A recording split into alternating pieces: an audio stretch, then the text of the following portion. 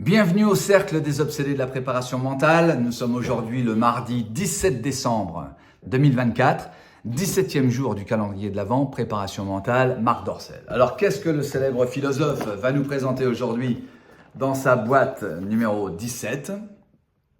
Je vais vous montrer ça immédiatement.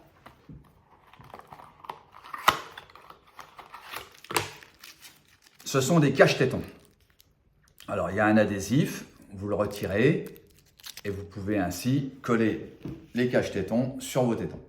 Voilà, ça fait un peu shérif, mais c'est un cache-téton.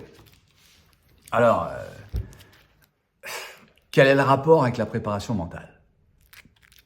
Alors le téton, c'est considéré comme quelque chose de très excitant, puisque c'est associé au sein, et donc en le cachant, on calme tout le monde.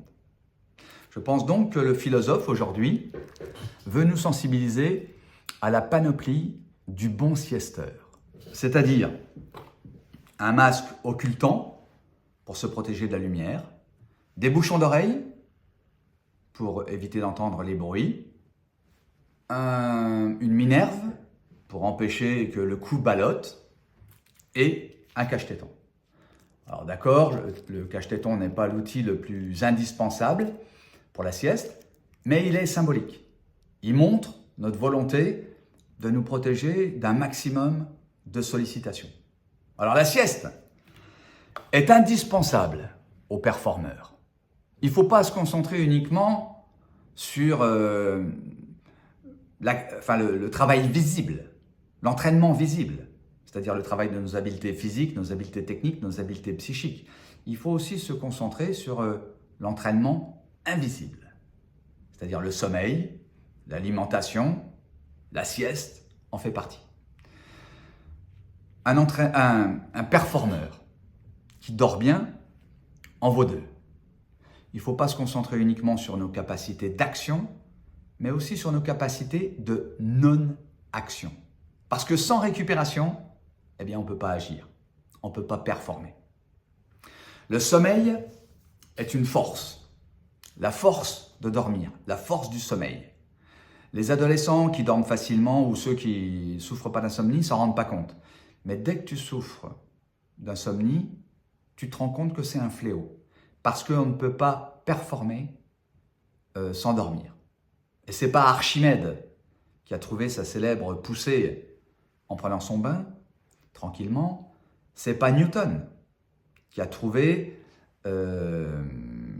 l'idée de la gravité universelle en faisant la sieste sous un pommier, qui dira le contraire.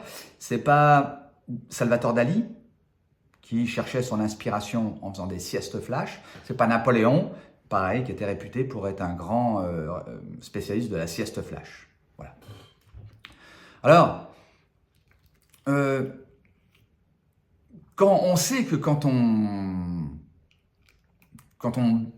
charbonne sur un problème, quand on réfléchit à un problème et qu'on ne trouve pas la solution, à un moment donné, on sait qu'il faut aller se coucher, il faut aller dormir. Les anciens disaient qu'il faut laisser travailler le bois. Et on s'aperçoit, au petit matin, avec un cerveau reposé, qu'on a trouvé une idée originale. C'est la nuit porte conseil. En fait, le cerveau fonctionne comme un missile à tête chercheuse.